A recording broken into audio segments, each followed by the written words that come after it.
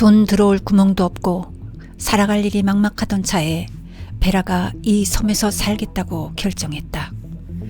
내가 확실히 아는 거라고는 그녀가 엄청난 부자였다는 것, 그리고 남편이 죽었을 때 그 여자가 그걸 다 가졌다는 것뿐이다. 그 여자는 아주 못되고 악랄하게 사람을 부려먹었다. 그 여자는 1968년 여름에 처음으로 풍을 맞았다. 1985년무렵부터는 혼자 힘으로는 움직일 수가 없는 상태가 되었다. 나는 그때부터 그 집에 들어가 같이 살았다. 기저귀를 차고 고무 팬티를 입고 거의 하루 종일 침대에서 꼼짝 못하고 있으면서도 정말 사람 속을 뒤집어 놓았다. 리틀톨 사람들은 전부 내가 내 남편 조를 죽였다는 걸 알고 있을 것이다. 그 인간은 알코올 중독이었고 결혼하고 두 번째 날 밤부터 나를 패기 시작했다. 사람들은 그래서 내가 그 인간을 보내버렸다고 생각한다. 사실 조는 대개 정신이 아주 말짱할 때 나를 때렸다. 어느 날 밤에 그 인간의 바지 뒤쪽이 쭉 찢어진 게 내 눈에 들어왔다. 나는 웃었다. 어쩔 수가 없이. 그 인간이 나무 상자에서 돌처럼 단단한 단풍나무 막대를 꺼내서는 내 등허리를 후려쳤다. 얼마나 아프던지 나는 절뚝거리면서 탁자까지 간신히 걸어가서 의자에 앉았다. 울지 않으려 했지만 눈물이 뺨을 타고 흘러내리는 건 어떻게 해볼 수가 없었다. 조는 날 때린 장작개비를 던져놓고는 앉아서 TV를 보았다. 저 인간이 다시는 날 못 때리게 해야겠다고 결심한 게 바로 그때다. 날 때리면 반드시 엄청난 대가를 치르게 만들어줘야겠다고 마음을 아주 독하게 먹었다. 우리는 여느 때하고 똑같이 저녁을 먹고 똑같이 TV를 보았다. 마침내 때가 되었을 때 나는 부엌으로 가서 식탁에서 작은 크림 그릇과 도끼를 가져왔다. 그리고 크림 그릇을 휘둘러서 그 인간의 얼굴을 후려쳤다. 그릇이 아주 산산조각이 났다.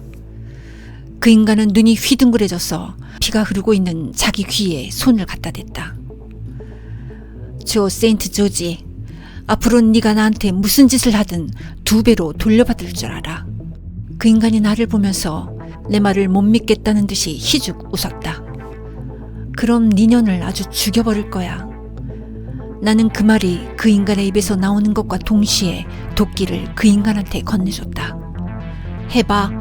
아프지 않게 한 방에 끝내기나 해. 나는 그러고 나서 눈을 감았다. 도끼가 내 코하고 입술하고 이빨을 자르고 들어올 때 느낌이 어떨까 생각했다.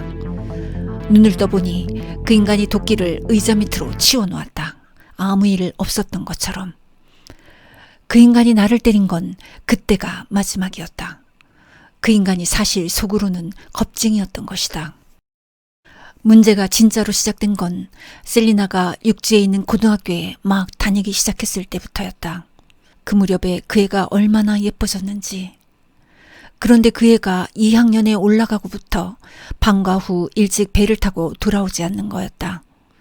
가장 큰 문제는, 그리고 내가 가장 무서웠던 건 그 애가 나를 볼 때 그 눈빛이었다. 어느 날 딸하고 결판을 짓기로 하고 배를 탔다. 더 이상 못 참겠어요, 엄마. 셀레나는 고개를 떨어뜨리곤 갑판을 바라보면서 뭐라고 얘기를 했다. 아주 작은 소리로. 그리고 나는 한꺼번에 모든 것을 다 이해했다. 그 인간을 죽여버리자는 생각이 처음으로 들었다. 그 인간한테 벗어나는 방법을 베라 도노반이 가르쳐 주었다. 그 여자한테 내 얘기를 할 생각은 진짜 없었다. 나는 앞으로 어떻게 살아가야 할지 그저 막막하기만 해서 울었다. 당신도 울 수 있는 줄은 몰랐는데 돌로 만들어진 사람인 줄 알았어. 난 다시 울기 시작했다. 그 여자가 말했다. 남편들은 매일 죽어, 돌로레스. 아마 지금도 어딘가에서 어떤 남편이 죽어가고 있을걸? 남편들은 죽으면서 아내한테 돈을 남겨주지. 내 남편이 어떻게 됐는지 봐. 그 여자가 이 말을 하고 나서 밖으로 나갔을 때 나는 내가 뭘 할 수 있는지 분명히 알게 되었다. 내가 바라는 건 다시는 조를 안 보게 되고 우리 애들 돈도 되찾는 거였다. 하지만 무엇보다도 그 인간이 우리를 그렇게 괴롭힌 대가를 치르게 만들고 싶었다. 특히 그 인간 때문에 셀리나가 겪은 고통의 대가를. 집 뒤의 넓은 땅은 덤불로 뒤덮여 있었고 그 속에 안 쓰게 된 옛날 우물이 있었다. 나는 일식날을 기다리기로 했다.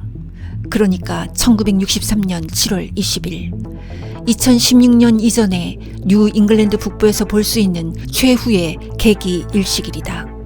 리틀톨 섬에 햇빛이 전혀 비치지 않는 암흑의 시간은 5시 42분부터 43분까지 정확히 59초. 모든 사람들이 일식을 보기 위해 준비했다. 작은 배들이 모두 다 바다에 나가 있었고 호텔 지붕이든 부둣가든 프린세스 호든 어디서나 사람들이 일식 안경이나 반사경을 손에 들고 있었다. 나는 조니 워커레드 한 병을 사서 조한테 줬다. 그 인간이 뭔가 수상쩍다는 표정으로 날 보았다. 그리고 맛있는 요리도 해주었다. 우리가 막 식사를 마쳤을 때 태양이 구름을 비집고 나왔다. 시계를 흘끗 봤더니 5시 10분 전이었다. 그러니까 앞으로 1시간 동안 이 섬에 있는 모든 사람들이 일식만 생각하고 일식만 볼 거라는 얘기다. 내가 정말로 그 인간을 끝장낼 생각이라면 슬슬 시작해야 할 때가 온 것이다. 조, 이제 깜짝 선물을 받을 시간이야. 그 인간이 일시간경을 내리고 나를 보았다. 아이들 통장에 있던 돈 알지? 내가 한 푼도 빠짐없이 찾아서 한 곳에 넣어뒀지. 이 말을 듣더니 그 인간이 내 목을 움켜쥐었다. 나더러 망할년이라면서 자기한테 돈을 돌려주지 않으면 날 죽여버리겠다고 했다. 그 돈이 자기 것이라나? 난 덤불을 향하여 도망치기 시작했고 조가 내 뒤를 바짝 따라왔다. 이미 거의 한밤중처럼 날이 어두웠다. 우물뚜껑 가장자리가 눈에 들어왔다. 나는 있는 힘을 다해서 그걸 뛰어넘었다.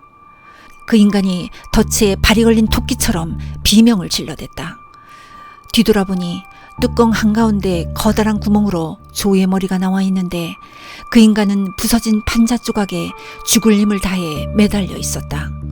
손에서 피가 흐르고 입가에도 턱을 따라 핏줄기가 보였다.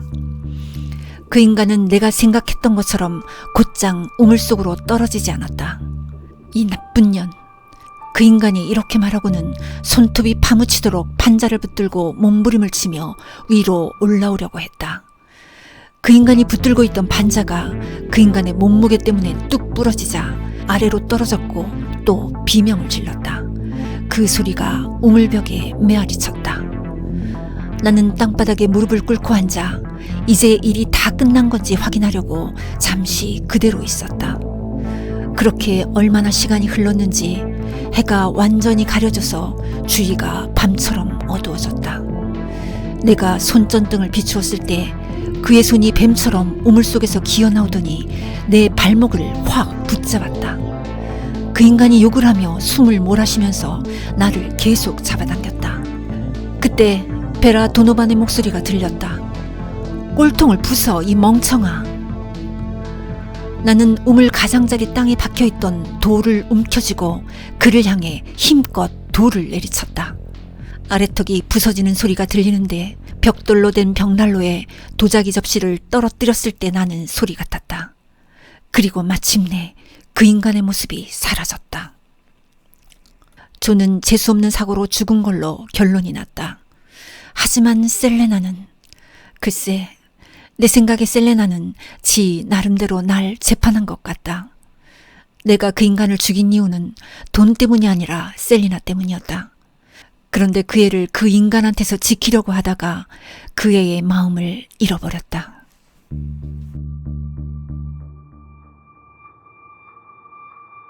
그날 그 여자가 혼자 움직였다. 혼자서 휠체어 브레이크를 풀고 비틀비틀 복도로 걸어나와 곧장 계단으로 굴렀다.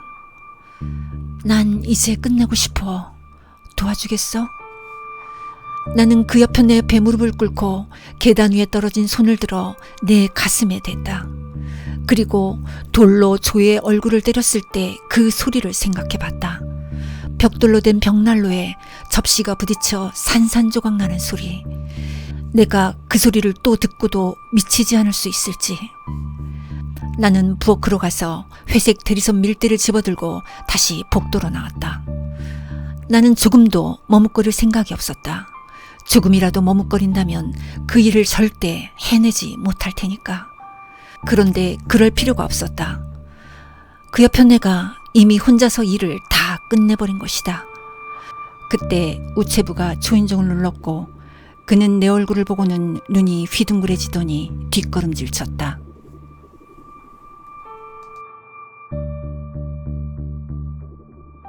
베라의 변호사가 베라가 모든 재산을 나한테 남겼다고 했다. 그 옆편 내한테는 아들과 딸이 있는데 그 돈은 걔들 것이지 내 것이 아니라고 말했다. 변호사 말로는 두 아이는 취한 상태에서 과속으로 운전을 하다가 물속에 빠져 죽은 지 오래라고 말했다. 나는 우리가 인생의 고통과 슬픔에서 도망칠 길이 없는 건가 싶기도 하다. 나는 셀리나를 속일 수 없었다.